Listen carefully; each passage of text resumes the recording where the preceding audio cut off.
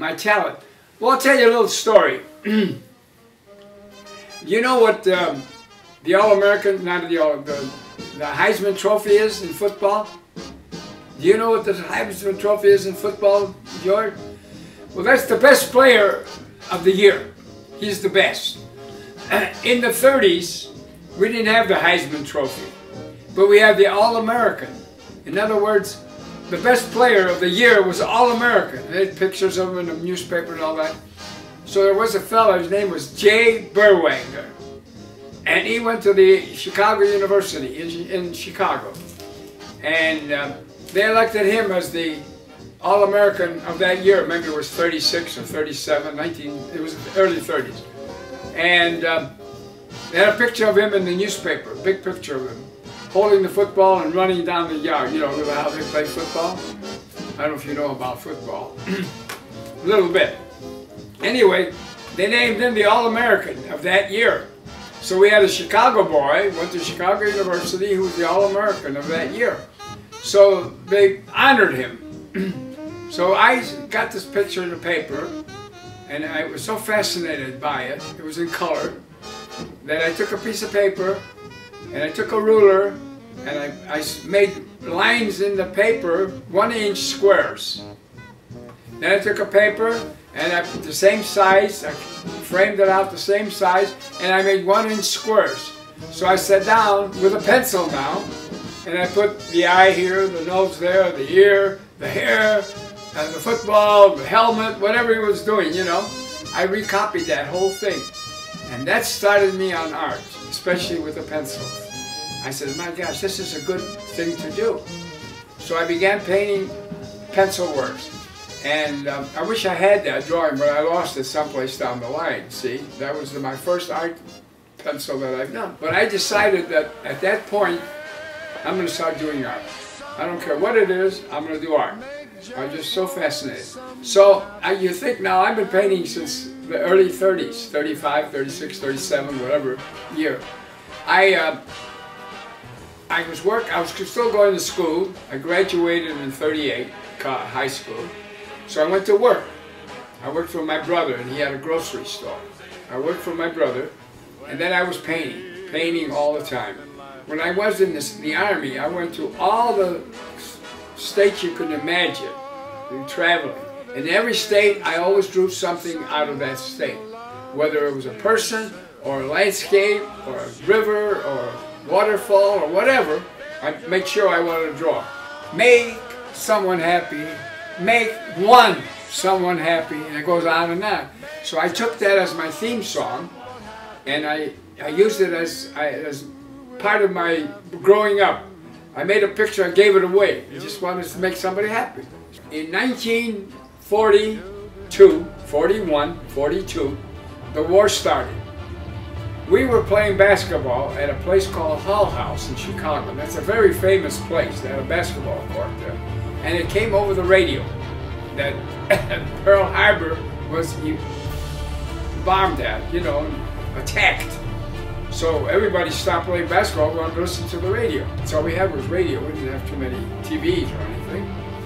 So I said, well, gee, I think I'm primed to go to the service. I have to go to the service. So in 42, I went to the service, and they put me in the Air Corps.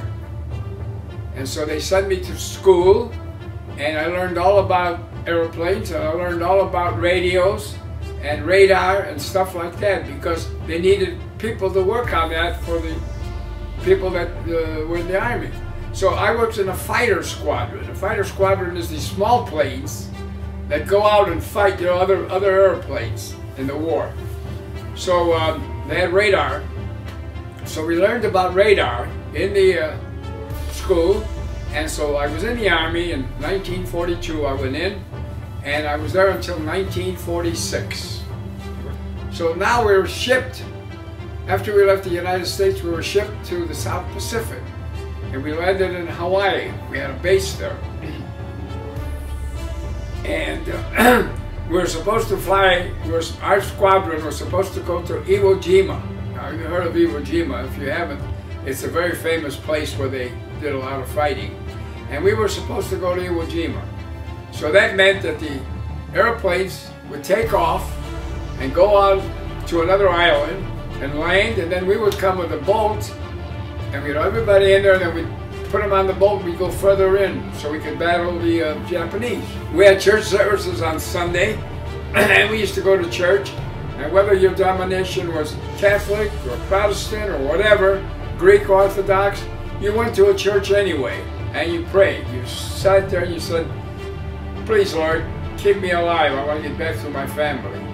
And in my case, I want to draw. I want to get back to America. I want to make some more drawings, and the more drawings I make, the more I can give away to make someone happy. And that's my theory in life, and it still is.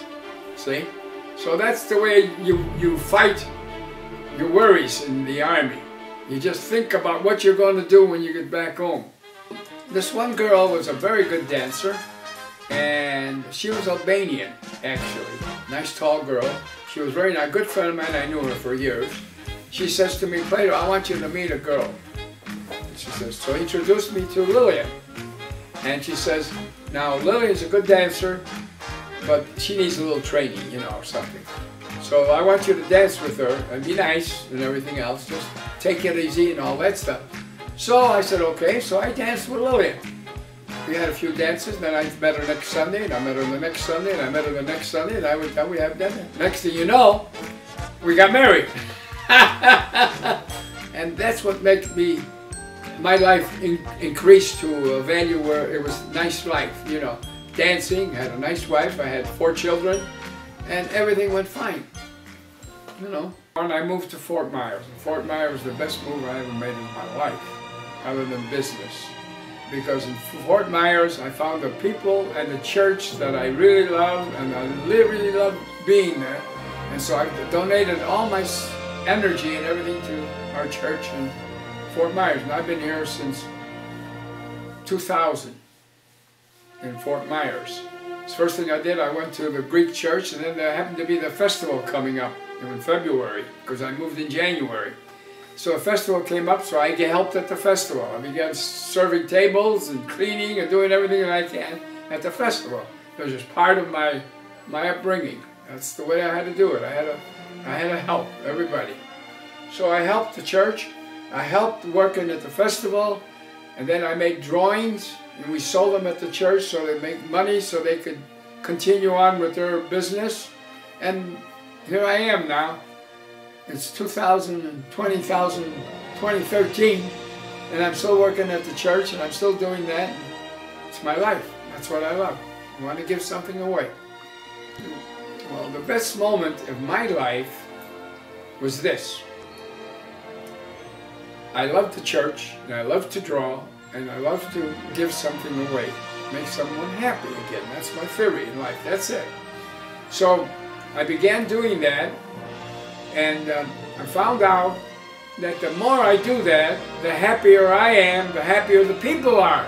Because they're getting a present, see? I'm not giving them money or anything like that. I'm giving them something that they could cherish the rest of their life. And that's the way to continue. And that's the happiest time of my life, is working at the church and working, painting us like crazy all the time, and giving a person a drawing that they can have for a lifetime. And there's nothing happier than making someone happy and doing that. That's all I can say about that. All right. In order to live a long life, you have to set your goals on something that will give you pleasure. My pleasure was, I danced all my life. Since the 30s I was dancing. So that kept my health going. I danced a lot. And I cherish that. And I say to everybody that, they say, tell me, what's your longevity? What makes you so good at your age? I says, dancing. I danced all my life, and that's part of it. I worked all my life, and that's the other part. And I didn't care how many hours I put in, I was happy to do it, because that's life. You got to do it. And if you don't do it being happy, then there's something wrong with you. You got to be happy. You got to do what you like. And tell people that to go to church and be honest. Very, very important to be honest. Don't talk to anybody about negative things, always positive. And you've got to do that in your life, because if you do it, somebody else will get it. And if you know somebody else got that, that makes you happy too, because you've done something in the world. That's good. And that's all. I said, don't do anything negative. I mean, don't rob, don't cheat, don't do anything. Do everything right, and you'll be a happier person.